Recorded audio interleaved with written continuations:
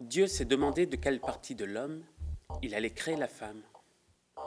Il dit, je ne la créerai pas de la tête, qu'elle ne lève pas la tête trop fièrement, ni de l'œil, qu'elle ne soit pas trop curieuse, ni de l'oreille, qu'elle n'écoute pas derrière les portes, ni de la bouche, qu'elle ne soit pas trop bavarde, ni du cœur, qu'elle ne soit pas trop jalouse, ni de la main, qu'elle ne soit pas trop possessive, ni du pied, qu'elle n'ait pas le goût d'errance.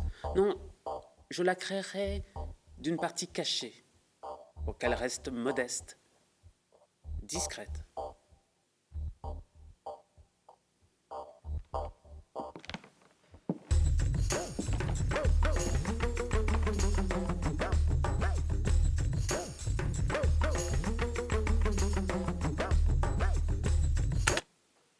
Hier, une bande de barbares pornographes a agressé cette fille.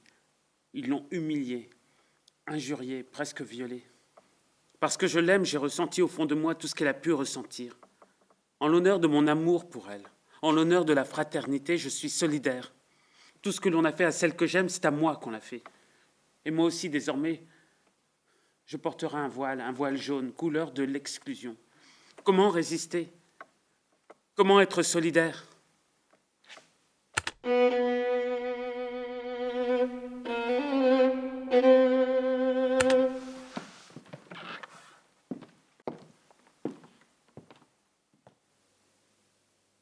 Si les barbares sont à la porte de ce lycée, alors que ce lycée devienne une place forte contre la barbarie, et qu'à l'intérieur de cette place forte, nous défendions les valeurs de notre civilisation, liberté, égalité, fraternité. Si Kéra est obligé de porter un voile pour se faire respecter, alors moi, Adam Bruck, je sortirai du lycée voilé.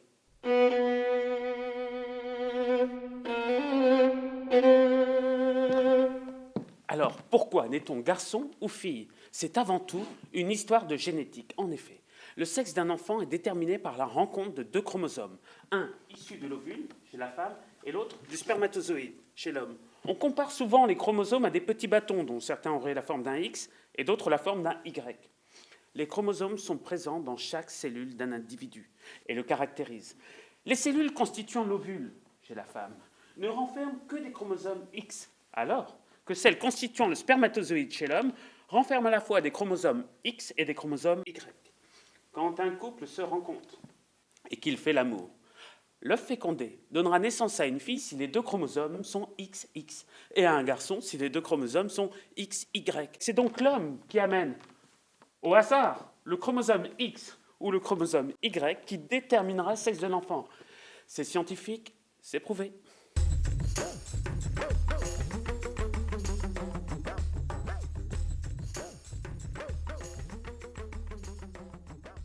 Cendrillon. Le prototype des vertus domestiques. Sois belle, humble et tais-toi. La belle au bois dormant.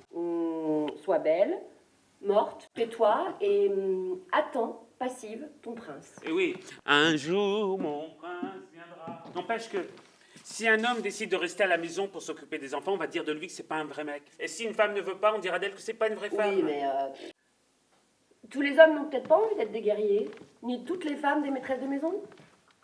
Moi, je dis qu'il faudrait qu'on reparte à zéro. Et surtout que personne ne décide pour nous. Mais t'empêchera personne de te traiter de garçon manqué, moi de femmelette, et on va rentrer tous les deux dans le rang. Pas sûr d'abord. Et j'ajoute que, en fait, tout se passe comme si certaines qualités étaient interdites à certains. Comment ça? Finalement, ça ressemble à du racisme. Oh, du racisme, non. Si, du racisme. Parce qu'on peut croire qu'un pompier, un matador ou un garde-chasse, c'est forcément un homme. Pourtant, il n'y a aucune raison.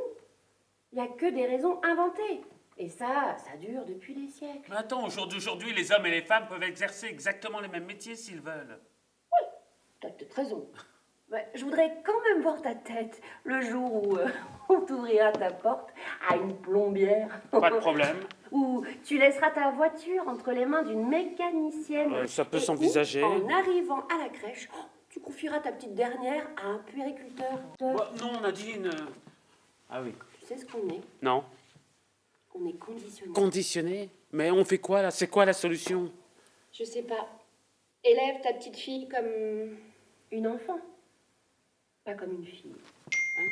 Oh là, faut que je te laisse. Salut. Attends, Nadine. Attends, Nadine.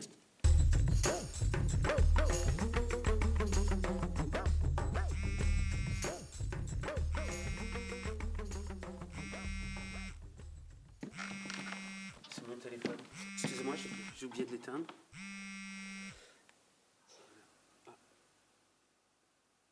Ah ben, c'est ma fille et ça tombe plutôt bien. Je suis bien arrivé à Paris et ai fait mes premiers pas à l'Assemblée nationale. Décor magnifique et imposant. L'ambiance y est bon enfant, peut-être un peu trop. Ma prise de parole a été interrompue par des rires graveleux. Masculin, il va sans dire. Difficile de parler de la parité dans ces conditions. Ta fille adorée, députée, dépitée.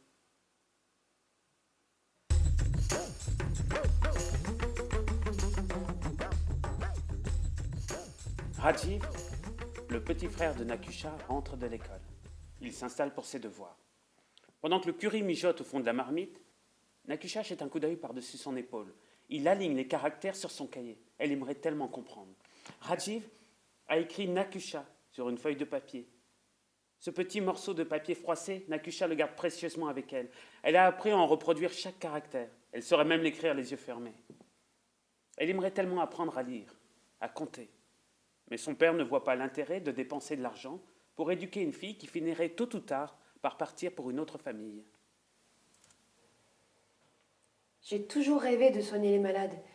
Mais notre religion, l'hindouisme, considère cette activité comme dégradante. Toucher le corps des malades est un acte impur. Pourtant, je ne trouve pas que Parveen, l'infirmière du dispensaire, soit impure.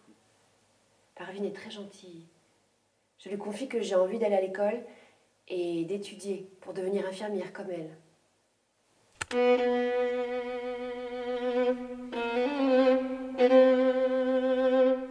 Marc, et tu vas faire quoi à la rentrée? Dora? Je sais pas. Marc, et tes copines? Dora, je n'ai rien dit. De toute façon, au collège, les filles se taisent. Elles cachent leurs jambes et on leur fiche la paix. Toutes des discrètes, des qui font pas d'histoire. Marc, et à ta mère, tu lui as dit? Dora? Bien sûr que non. Maintenant, c'est ancré en moi. La porte. Le fer glacé contre ma colonne vertébrale. Les yeux noirs d'Alex. Je ne peux plus sortir. Ou alors, faudrait que je me mette à porter des pantalons ou des jupes longues. Je refuse.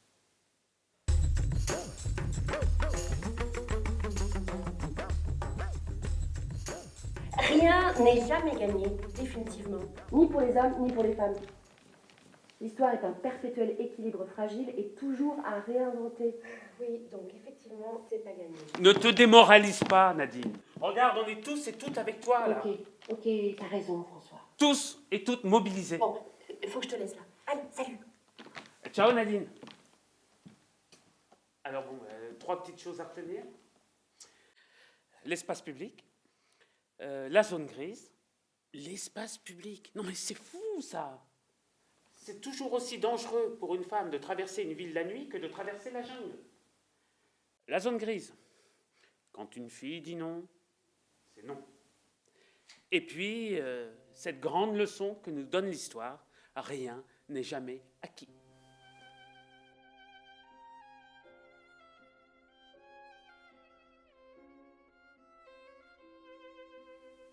Hélène a reçu des fleurs ce matin. Pourtant, ce n'était pas son anniversaire, ni même un autre jour spécial. Non, simplement, hier dans la nuit, elle a eu sa première dispute. Il lui a dit beaucoup de choses horribles qui l'ont profondément marquée. Ah. Elle sait qu'il doit être désolé, qu'il n'a pas voulu lui dire toutes les choses qu'il lui a dites parce qu'il lui a envoyé des fleurs ce matin. Christiane a reçu des fleurs aujourd'hui. Pourtant, ce n'était ni son anniversaire, ni un autre jour spécial. Simplement, hier dans la nuit, il l'a poussé contre un mur et a commencé à l'étrangler. Ça ressemblait à un cauchemar. Elle ne pouvait croire que c'était réel. Elle s'est réveillée le corps douloureux, meurtri. Oh, elle sait qu'il doit être désolé. Il lui a envoyé des fleurs ce matin. Caroline a reçu des fleurs aujourd'hui. Pourtant, ce n'était ni son anniversaire, ni la fête des mères. Hier, dans la nuit, il l'a à nouveau battue. C'était beaucoup plus violent que les autres fois. Si elle le quitte, que va-t-elle devenir, se demande-t-elle? Qui prendra soin des enfants et puis les problèmes financiers aussi.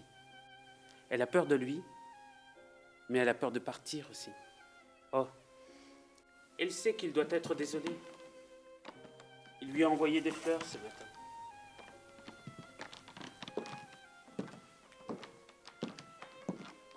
Isabelle a reçu des fleurs aujourd'hui. Aujourd'hui, c'était un jour spécial. C'était le jour de ses funérailles. Hier, dans la nuit, il l'a tué. Il l'a battue à mort. Si seulement elle avait trouvé assez de courage pour le quitter, elle n'aurait pas reçu de fleurs aujourd'hui.